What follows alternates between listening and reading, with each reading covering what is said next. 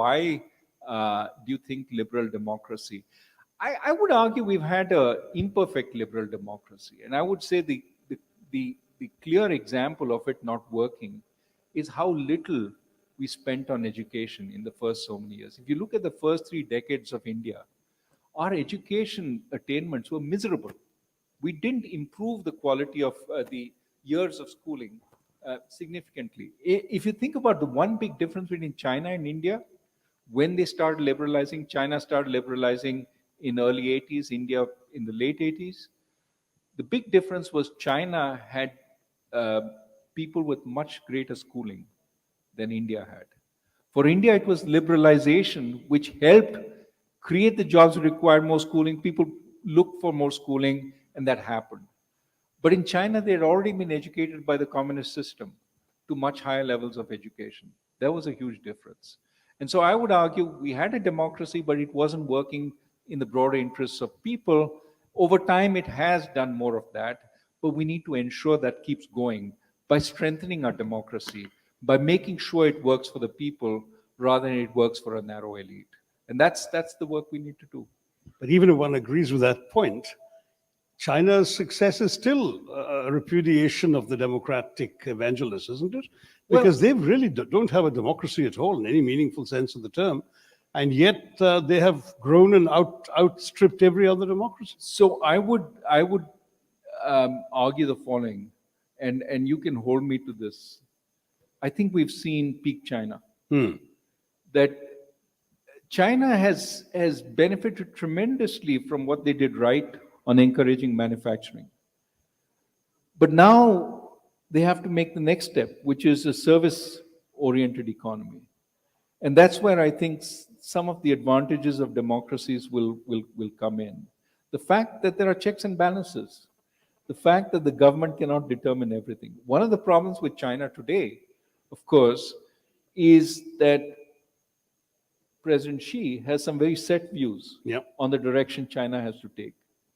And those views, even the zero COVID policy, but before that, the policy against the private sector and the attack on the private sector. On the bigwigs in the private sector. The bigwigs in the private sector was popular, but the broader, we should determine what is good, what is not, has the old central planning view.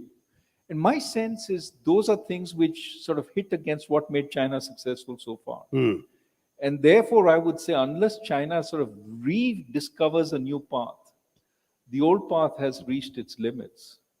And as a result, growing further in this direction may be really difficult. Now, people have called time on China many times and been wrong. But I would argue that China has reached the limits of that manufacturing-led growth. Even for political reasons, the West is not willing to accept anymore. That's right. And in any case, you don't have a track record of being proved wrong. You've actually been pretty right in most of what you said. And this is why I say experiment before you roll out. We're rolling it out in a big way. Yeah. Now we're doing 10 billion for chip manufacturing.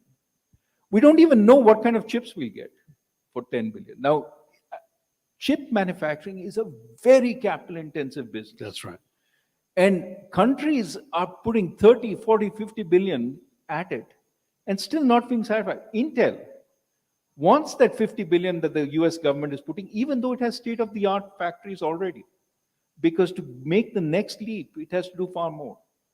The worry I have in all this is in these kinds of very capital-intensive manufacturing, the number of jobs you're going to create is a pittance.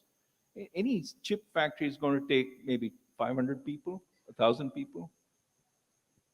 And it's not even clear you become self-sufficient because the critical problem is not the low-quality chips. It's the high-quality chips. If you're doing defense equipment, you need those high-quality chips. You're not going to be able to manufacture those at, even with a 10 billion I think we subsidy. sort of saw the Chinese moving into that area and said, my gosh, if they can do it, why can't we? Because you remember there was a time in the 70s and 80s when China was practically manufacturing nothing of their own.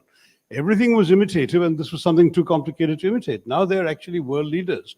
The Taiwanese and the Chinese together have pretty much cornered 80-90% of the semiconductor chip manufacturing process. The Chinese are not at the frontier yet. They're behind. And that's why they want Taiwan. because with Taiwan they get to the frontier. But the Chinese have spent 50 to 100 billion Yeah. in the last couple of years on trying to get more chip manufacturing, and they're still not at the frontier. So if you want to play this game, the amount that you have to spend, It's not worth the cattle. 10 billion will get you nothing. Yeah. But 10 billion will get us 200 high quality universities. Do we want those 200 high quality universities, or do we want one big factory somewhere?